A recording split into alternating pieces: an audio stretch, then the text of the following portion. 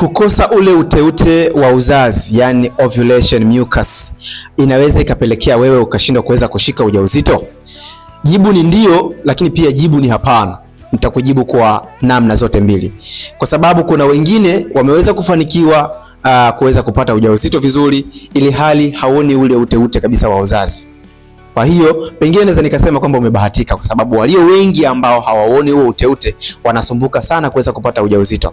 Iko hivi, ule uteute unakuja kukunotify au kukupa taarifa kwamba yai limepevuka na lipo tayari kwa ajili ya kuweza kufanyiwa urutubishaji. Kwa hiyo ule ute unakuja kwa ajili ya kuweza kutoa mazingira mazuri ya mbegu za kiume kwenda kulifuata yai kule lilipo na kuweza kulirutubisha vizuri. Kwa hiyo ule uteute hauwezi ukawa unatoka kama yai lako halikomai vizuri.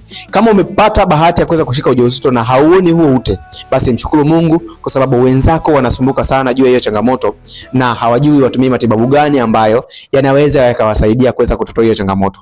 Mimi nimekuwa msaada mkubwa sana kwa watu wengi ambao wamepitia hali kama hizo, hawaoni uteute, hata wakiwa wanashiriki tendo la ndoa bado wanakuwa wakavu sana. Yaani mpaka watumie mate na vilainishi vingine kama mafuta, ndipo ambapo wanaweza kutengeneza ule uteute wakati wa tendo la ndoa. Kwa hiyo nitafute moja kwa moja, hata kama hauna hisia ya tendo, mimi nitakusaidia kuweza kupatia package ya dozi ambayo itakusaidia kuweza kubalance homoni zako na kurudisha hali hiyo kama kawaida.